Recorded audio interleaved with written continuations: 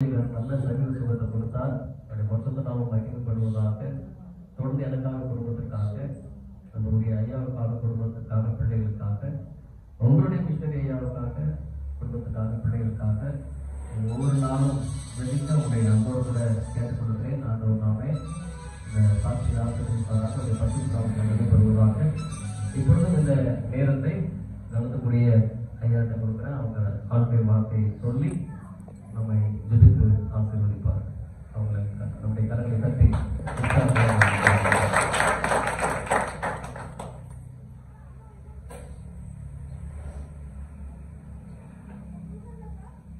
ஆண்டவராகிய இயேசு கிறிஸ்துவின் நாமத்தினாலே யாவரையும் அன்போடு கூட வாழ்த்துகிறேன். உங்களுக்கு கிருபையும் தேவ சமாதானமும் உண்டாவதாக. ஆமென். அல்லேலூயா. கர்த்தர் மகா பெரியவர். ஆமென். அதிசயங்களை காண பண்ணுகிறவர், அற்புதம் செய்கிறவர். ஆமென். இந்த வேளையிலும் நம்முடைய போதகர் ஐயா திரு சாமுவேல் அபிராஜ் ஐயாவுக்காக ஆண்டவரை ஸ்தோத்திரிக்கிறேன். நாங்கள் இருவரும் கடாட்சிபுரம் சேகரத்தில் இணைந்து என்ன செய்தோம், பணியாற்றினோம். அவர்கள் மற்றவர்கள் மீது, குறிப்பாக ஏழைகள் மீது மிகுந்த கரிசனை உள்ள ஒரு ஐயா. அவங்க ரொம்ப நல்ல ஒரு கவிக்குரிய அம்மா, மனைவி, பிள்ளைகள் கற்றுக்குள்ளே பலமாக செய்கிறார்கள், காணப்படுகிறார்கள். கிட்டத்தட்ட 2012ஆம் ஆண்டு நாங்கள் இணைந்து பணியாற்றினோம். அதுக்கப்புறம் இப்போ தான் ஒரே இடத்துல என்ன செய்கிறோம், கர்த்தரை ஆராதிக்கும் ஐயா. இந்த வாரத்தை ஆண்டவரை நியமித்து கொடுத்திருக்கிறார். அப்படி நாமத்திற்கு சொல்லுங்க மகிமை உண்டாகட்டும். அல்லேலூயா. அதே போல பால்ராஜ் தம்பிய வாழ்க்கையை மறக்கவே முடியாது.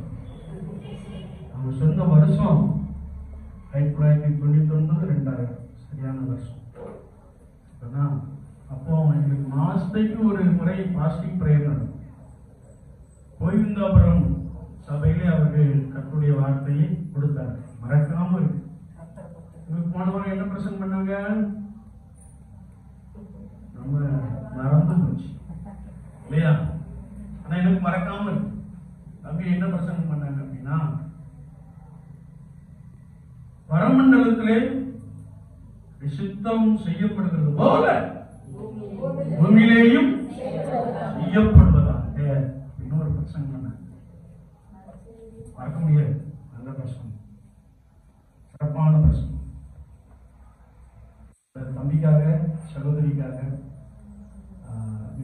மகன் மருமகளுக்காக ஆண்டவரை ஸ்தோத்திரிக்கிறேன். ரொம்ப உற்சாகமான ஒரு தேவ மனிதர், ரொம்ப உற்சாகமான ஒரு தேவ மனிதர்.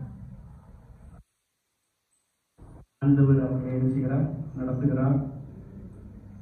பரிசுத்த ஆண்டவர் அவர்களோடு கொடுத்து உங்களை என்ன செய்கிறார், நடத்துகிறார். குடும்பத்துக்காக ஆண்டவரை ஸ்தோத்திரிக்கிறேன். கர்த்தர் அவர்கள் என்ன செய்யட்டும், வல்லப்படுத்தட்டும். உங்க ஐயாவை கொண்டு ஆண்டவர் பெரிய காரியங்களை செய்து கொண்டே இருக்கிறார். ஆமென். அல்லேலூயா. குறிப்பாக இந்த பகுதியிலே நான் இப்போ பார்க்கிற இந்த ஆராதனை முறமன்னு ஒண்ணு வச்சுறாங்க. அவங்க தம்பி கூட புஸ்தகம் பண்ணுவாங்க. இந்திய திருச்சபை ஆராதனை வரும். ரொம்ப சிறப்பு, ரொம்ப சிறப்பு. ஐயா தான் ரொம்ப ட்ரெஸ் பண்ணியிருப்பாங்கன்னு நினைக்கிறேன்.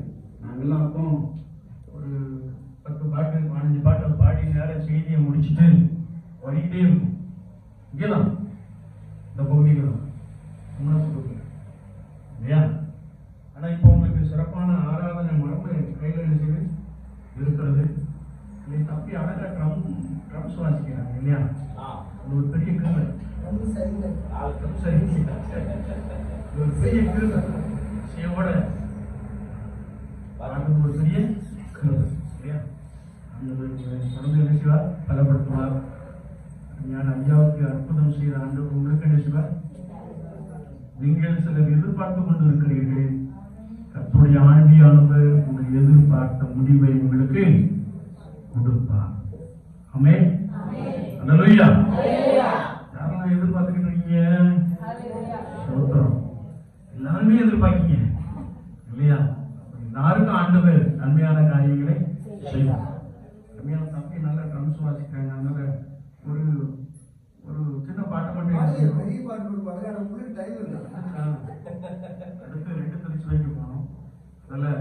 என் கண்மலையானவரே, என்னை காக்கும் தெய்வமே. ஒரே ஒரு கவியை நம்ம நல்ல கண்களை தட்டி உற்சாகம் என்ன செய்வோம்? ஆண்டவருடைய நாம என்ன செய்யும்? ஆண்டவருடைய நாம என்ன செய்யும்? மகிமைப்படும். எல்லாரும் கண்களை தட்டி உற்சாகம் என்ன செய்யணும்? யாரும் அமைதியா இருக்கக்கூடாது. சொல்லுங்க. அல்லேலூயா. எந்த கண்மலையானவரே, என்னை காக்கும் தெய்வம் நீரே. எந்த கண்மலையானவரே, என்னை காக்கும் தெய்வம் நீரே. வல்லமை மாட்சிமை நிறைந்தவரே, மகிமைக்கு பாத்திரரே. வல்லமை மாட்சிமை நிறைந்தவரே, மகிமைக்கு பாத்திரரே. ஆராதனை உமக்கே, ஆராதனை உமக்கே, ஆராதனை உமக்கே, ஆராதனை உமக்கே,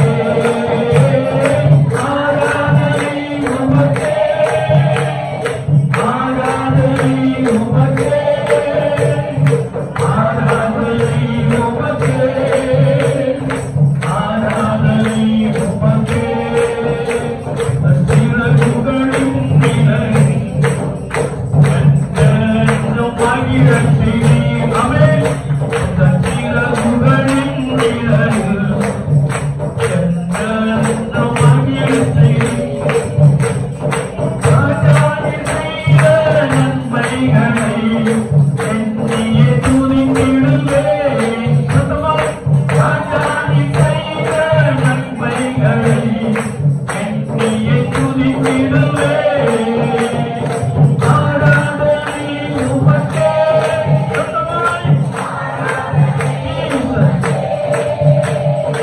ஆராதனை உமக்கே, ஆராதனை உமக்கே. அல்லேலூயா. ஆராதனை உமக்கே, ஆராதனை உமக்கே, ஆராதனை உமக்கே, ஆராதனை உமக்கே. அல்லேலூயா. அல்லேலூயா. அல்லேலூயா. ஆடுகின்ற பொழுது தேவ பிரசன்னம் நம்மை நிரப்புகிறது. துதிகளுக்குள் வாசம் பண்ணுகிற தேவரே, பரிசுத்த பரிசுத்த பரிசுத்த என்று வேதம் சொல்லுகிறது. ஆமென். அல்லேலூயா. வேற செய்திக்காக கலந்து சொல்வோம். வாசிக்கின்ற பகுதியிலே ஏனெனில் அவர் தமது ஜனங்களின் பாவத்தை நீக்கி ரட்சிக்கிறவர். அல்லேலூயா. யாரு? இயேசுப்பா. இல்லையா? நம்முடைய பாவத்தை எல்லாம் மன்னித்தபடினால்தான் நாம இயேசுவை சொந்த ரட்சகராக ஏற்றுக்கொண்டு பரிசுத்த ஆலயத்திலே, மகா பரிசுத்த ஸ்தலத்திலே கர்த்தருடைய நாமத்தினாலே கூடி வந்திருக்கிறோம். கரங்களை தட்டி ஆண்டவரை ஸ்தோத்திரிப்போம். அல்லேலூயா. அல்லேலூயா. அல்லேலூயா. இதை பரிசுத்த லூக்காவை ஆக்கிய நபர் சொல்லுகிறார், கிறிஸ்து என்னும் ரட்சகர். அல்லேலூயா. கிறிஸ்து என்னும் ரட்சகர் என்று அறிமுகப்படுத்துகிறார். இயேசு கிறிஸ்து உலகத்தில் உள்ள ஜனங்களின் பாவத்தை நீக்கும்படியா இந்த உலகத்திற்குள்ளே மனுஷகுமாரனாய் வந்தார். எத்தனை பேர் விசுவாசிக்கிறீங்க? அல்லேலூயா. கிறிஸ்து என்னும் ரட்சகர். நாம் வேதத்தை வாசிக்கின்ற பொழுது அவராலே அன்றி ரட்சிப்பு இல்லை என்று நாம் வசனத்திலே வாசிக்க முடியும். வானத்தின் கீழே பூமியின் மேலே இயேசு கிறிஸ்துவின் நாமமே அல்லாமல் வேறொரு நாமம் கட்டளையிடப்படவில்லை. கரங்களை தட்டி ஆண்டவரை ஸ்தோத்திரிப்போம். அல்லேலூயா. அல்லேலூயா. இயேசு கிறிஸ்து ஒருவரே இந்த உலகத்திலே மனுஷகுமாரனாய் வந்து உலகத்தின் ஜனங்களின் பாவங்களை நீக்கி ரட்சிக்கிறவர். ஆமென்.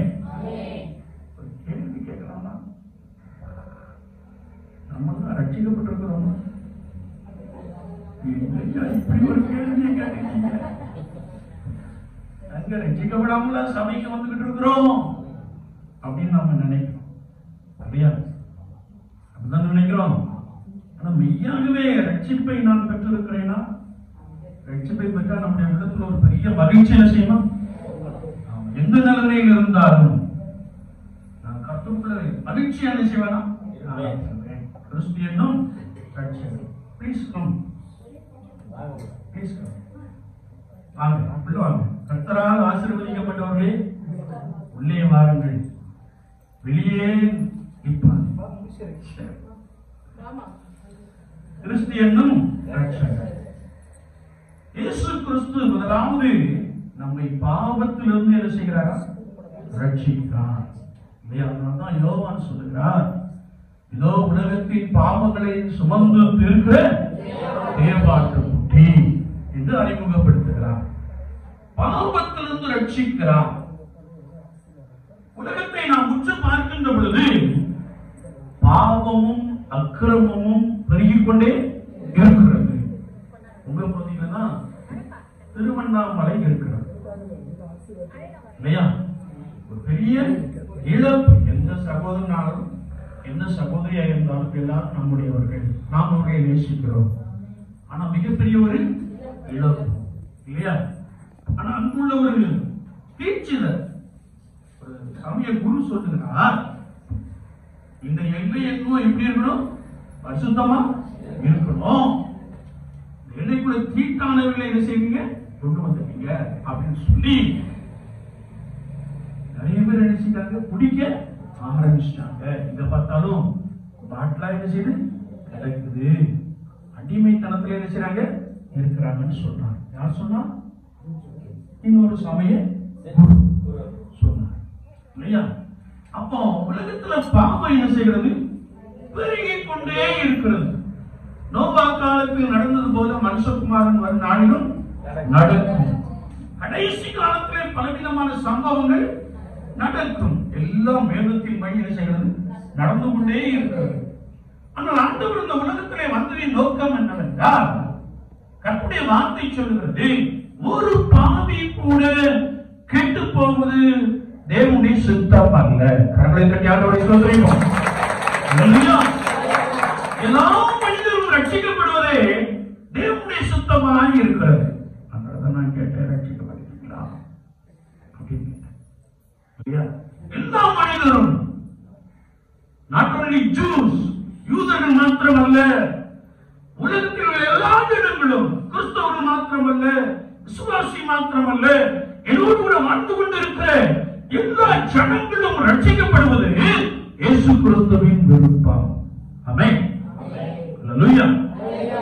எனவே உலகத்தின் ஜனங்களின் பாவங்களை நீக்கும்படியால் தேவகுமாரன் இயேசு பாலனாக உலகத்திற்குள்ளே வந்தார். அல்லேலூயா. அல்லேலூயா. இதெல்லாம் பாவம்னு நீங்க உலகத்தாரும் சொல்லிக்கிட்டே இருக்கிறாங்க. அதனாலதான் இதெல்லாம் என்ன செஞ்சிச்சு? நடந்து விட்டது. ஓப்பன் ஸ்டேட்மெண்டா கொடுத்தாரு. நம்ம கொஞ்சம் சொல்றதுக்கு யோசிச்சு, சபையில ஒருத்தர் துன்மார்க்கத்துக்கு அடிமைத்தனம் தான் இருக்காருன்னு வச்சுக்கோங்க. நீங்களும் நல்லா ஆமென். நீங்களா ஒருத்தர் இருக்கான்னு வச்சுக்கோங்க. போதகரு, எப்பா நீ இந்த பாவம் செய்யற, விட்டுட்டு ஒழுங்காருன்னு சொல்லுவாரா? பயப்படுவார். பயப்படுவார். இல்லையா? சிலர் சொல்லிடுவாங்க, அதனால அவங்களுக்கு நிந்தை வரும், அவமானம் வரும். அவன் பாவத்தை மறைக்கிறதுக்காக போதகரை உருட்டி கூட என்ன செஞ்சுவான்? எடுத்துப்பான். சிலர் சொல்லுவாங்க இல்லையா? ஆனா இயேசு கிறிஸ்து உலகத்தின் ஜனங்களின் பாவத்தை நீக்குவதற்காக இந்த உலகத்துக்குள்ளே வந்தார். வேதம் சொல்லுகிறது, எல்லா மனுஷரும் பாவம் செய்து தேவ மகிமை அற்றவர்களாகி என்று வசனம் சொல்லுகிறது. எல்லாரும் பாவம் செய்து கெட்டு போனார்கள், நீங்களாம் ரட்சிக்கப்பட்டு இருக்கிறீர்கள். ஆமென். எல்லாரும் ரட்சிக்கப்பட்டிருக்கிறோம், அப்படித்தானே? ஆனா சிலதுல பஞ்சரான சில காரியங்கள் இருக்கு இல்லையா? அதெல்லாம் என்ன செஞ்சிடணும்? விட்டுறணும். அதெல்லாம் என்ன செஞ்சிடணும்?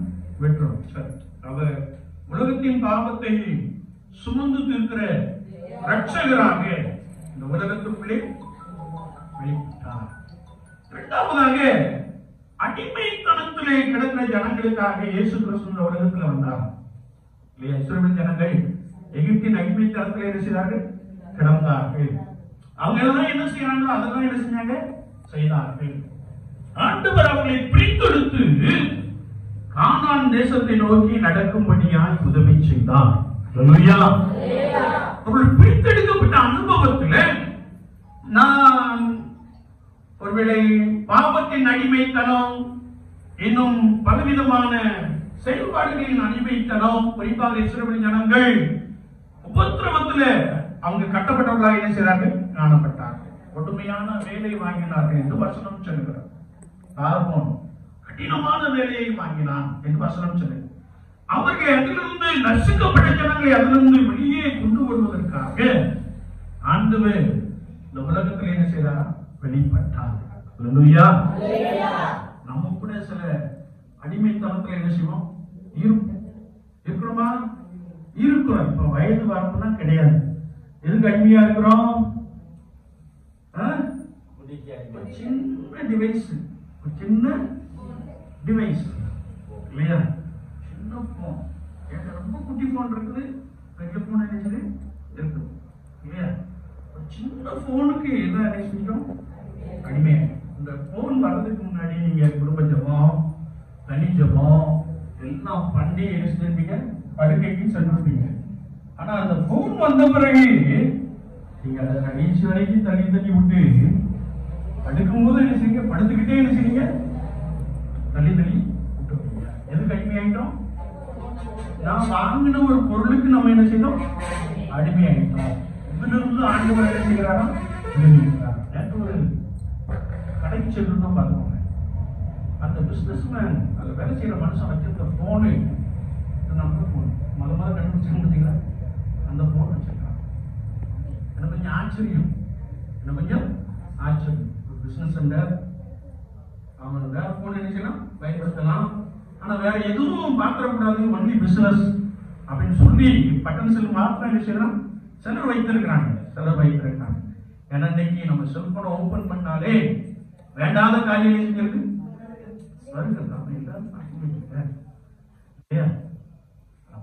அட்வர்டைஸ்மெண்ட் நிலத்தையும் போடுறாங்க இல்லையா? இன்னைக்கு உலகமே இந்த செல்போனுக்கு என்ன செய்யுது? அடிமையா. ஆனா நன்மை என்ன செய்யுது? இருக்கிறது. செல்போன்ல நன்மை என்ன செய்யுது? இருக்கிறது. நான் என்னுடைய கார்ல நானும் என் மனைவி இரவுல பயணம் பண்ணிக்கிட்டு இருந்தோம். திடீர்னு ஒரு ஸ்டேட்மெண்ட் வந்துச்சு அந்த டிஸ்பிளேல, engine failure, hazard, stop the car அப்படின்னு வந்துச்சு. நான் உடனே வண்டியை செஞ்சுட்டேன், நிப்பாட்டிட்டு உடனே பட்டா அப்படின்னு ஒன்று இருக்கும், அதை அடிச்சேன். ஏன் இந்த ரீசன்? டக்கு சொல்றாங்க, நீ தொடர்ந்து காரை நினைச்சக்கூடாது, ரொம்ப தூரம் ஓட்டக்கூடாது, வேகமா நினைச்சக்கூடாது, ஓட்டக்கூடாது. ஆனா வண்டி அடிச்சுன்னா மெதுவா ஓட்டக்கூடாது. எனக்கு ரொம்ப பிரயோஜனம். மிட் நைட் 2 மணிக்கு, கத்தருக்கு தோற்றம், வண்டி கொஞ்சம் மெதுவா இருந்துச்சுன்னா ஓட்டலாம். அப்ப எனக்கு நன்மைக்காக அந்த செல்போன் என்ன செய்கிறது? பயன்படுகிறது. வேதத்துல திடீர்னு ஒரு வசனத்தை இன்னும் என்ன சொல்லப்பட்டிருக்குன்னா டக்குன்னு அடிச்சு பார்த்தா அது நிறைய விளக்கங்கள் என்ன செய்யுது? வருகிறது. நான் அதுக்கு செல்போனை என்ன செய்யறேன்? பயன்படுத்துறேன், அப்லோடு பண்றதுக்கு பயன்படுத்துறேன், மெசேஜுக்கு பயன்படுத்துறேன். ஆனா நம்ம அநேக ரெண்டாவது காரியத்துக்கு என்ன செய்யணும்? குறிப்பா ஷார்ட்ஸ். இப்ப எடுத்து ஷார்ட்ஸ் தள்ளி விட்டுக்கிட்டே இருக்காங்க. ஆமா, பார்த்துட்டே இருக்கலாம். பண்டிகை ஆசரிக்க போறோம். பண்டிகை என்ன செய்யணும்? ஆண்டவரே இதெல்லாம் நான் என்ன செஞ்சிருவேன்? விட்டுருவேன். நீர் என்னுடைய உள்ளத்துல பிறக்கணும், நீர் என்னுடைய உள்ளத்துல வரணும். அதனாலதான் நான் கேட்டேன், ரட்சிக்கப்பட்டீங்களா அப்படின்னு கேட்டேன். அடிமைத்தனத்தில் ஆண்டவர் நம்ம வெளியே என்ன செய்கிறாரா? கொண்டு வருகிறார். அல்லேலூயா. சிலர் கோபத்துக்கு அடிமையா இருப்பாங்க. பிள்ளைகளை பார்த்து ஆண்டவர் அழகா பிள்ளையை கொடுத்துருப்பாரு. ஆனா பிள்ளைகளை ஒரு சின்ன தவறு செஞ்ச உடனே அட சனியனை அப்படின்னு நினைச்சாங்க. கோபம் வந்த உடனே வார்த்தை என்ன செய்யுது? ஆண்டவருக்கு பிரியமில்லாத வார்த்தை என்ன செய்கிறது? வருகிறது. இல்லையா? அவர் தம்முடைய சாயலாக நம்மை படைத்திருக்கிறார். ஆனா பிள்ளைய பார்த்து சாடிங்க, கழுத, எறும்பு மாடு கிட்டவே அது திட்டினீங்கன்னா நீங்க அதுக்கு அடிமையா செய்ய இருக்கீங்க. நான் இருக்கேன் அப்படின்னு ஒரு சகோதரி சொல்றாங்க இல்லையா? அதுல இருந்து என்ன செய்யணுமா? விடுதலை பெற வேண்டும். அதுல இருந்து என்ன செய்யணும்? விடுதலை பெற வேண்டும். நிறைய சொல்லிட்டே போலாம். ஆனா ஐயா தான் செஞ்சு பொண்ணு அப்படின்னு வச்சுப்பாங்க இல்லையா? முதலாவது பாவத்திலிருந்து விடுதலை, இரண்டாவது அடிமைத்தனத்திலிருந்து விடுதலை, மூன்றாவது பிரச்சனைகளிலிருந்து விடுதலை. பிரச்சனைகளிலிருந்து பிரச்சனை இல்லாம யாரும் இருக்காங்களா? ஏனே கேட்குங்க. எங்களுக்கு நிறைய பிரச்சனை என்ன செய்யுது? பண்டிகை வந்த உடனே என்ன வஸ்திரம் எடுக்கிறது, அது ஒரு பெரிய பிரச்சனை.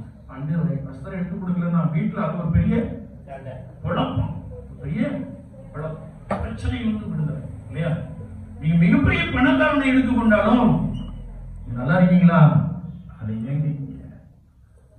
பிரச்சனை. இன்னொரு பட்டணத்துல ஒரு மனுஷன் பெரிய பணக்காரர் இருந்தார். பெரிய பணக்காரர் குடும்பத்துல ஒருத்தர் நேசிக்கல, மனைவி பிள்ளைகள் யாருமே நேசிக்கல. காரை ஓட்டிட்டு வந்து தன்னுடைய வாழ்க்கையை முடித்துக் கொள்ள வேண்டும் என்று சொல்லி கார் கண்ணாடியை ஏற்றி விட்டு உள்ள உட்காந்து யோசிச்சுக்கிட்டே இருக்கிறார். ஐயா மாதிரி ஒரு தெய்வ மனிதன் கார் கண்ணாடியை கட்டி ஒரு டிராக்ஸ ஒரு திறந்த உடனே ஒரு டிராக்ஸ் அப்படியே உள்ளே செஞ்சு போட்டுட்டு இயேசு உன்னை நேசிக்கிறார் அப்படின்னு சொன்னார்.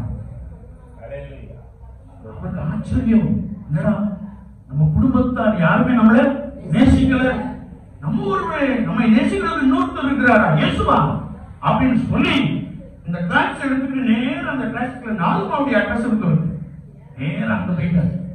இயேசு பற்றி இன்னும் அறிந்து கொண்டார். என்னை நேசிக்க இயேசு ஒருத்தர் என்ன செய்தார் இருக்கிறார், அறிந்து கொண்டார். குடும்பத்தை ஆழமா என்ன செய்தார், நேசித்தார். தன்னை வெறுத்த மனைவி பிள்ளைகளை நேசித்தார். இன்றைக்கு அந்த பட்டணத்தில் பெரிய தேவ மனிதனாய் கர்த்தருக்காய் ஊழியம் செய்கிறார். அல்லேலூயா, அல்லேலூயா. பிரச்சனை, மனவேதனை, குமரல்கள், அழுத்தம், மன அழுத்தம்.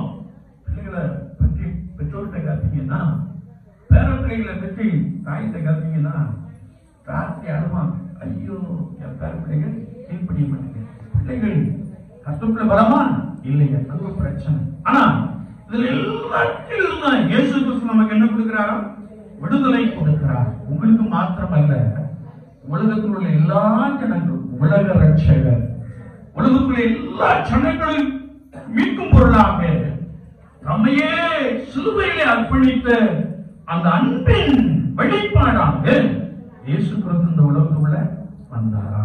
அல்லேலூயா. மெய்யாகவே இயேசு கிறிஸ்துவை நான் உள்ளத்திலே சொந்த ரட்சகராக ஏற்றுக்கொண்டிருப்பேன் என்றால் எப்பொழுதும் எந்த சூழ்நிலையிலும் மனரமியமாய் இருக்க கற்றுக்கொள்வோம். ஆமென். அல்லேலூயா. முதலாவது இயேசு கிறிஸ்து நம்மை பாவத்திலிருந்து விடுவிக்கிறார், இரண்டாவது அடிமைத்தனத்திலிருந்து விடுவிக்கிறார், மூன்றாவது பிரச்சனைகளிலிருந்து ரட்சிக்கிறார், நான்காவது என்னை மாத்திரமல்ல உலகம் முழுவதும் என்ன செய்கிறார், அவர் ரட்சிக்கிறார் என்று வார்த்தை சொல்லுங்கள். நாம் கர்த்தராகிய இயேசு கிறிஸ்துவை ரட்சிப்பின் பாத்திரத்தை எடுத்துக்கொண்டு கர்த்தருடைய நாமத்தை தொழுது கொள்வோம் என்ற வசனத்தின்படியே ரட்சிப்பின் அனுபவத்தோடு கூட அந்த பிறப்பின் பண்டிகையை நாம் ஆசரிப்போம். ஆண்டவர் உங்களோடு கூட உங்களை பலமா என்ன செய்வார், நடத்துவார். நான் எங்கேயுமே ஆசீர்வதிப்பார்னு சொல்றேன். நீங்க கற்றுக்குள்ள பலமா இருந்தா நிச்சயமா ஆசீர்வதிப்பார். ஆனா உங்களை பலமா என்ன செய்வார், நடத்துவார். உங்கள் வெளிச்சம் மற்றவருக்கு முன்பாக என்ன செய்யும், பிரகாசிக்கும். அநேகர் இயேசு நல்லவர் என்று சொல்லி இயேசுவின் நாமத்தை புரிந்து கொள்வார்.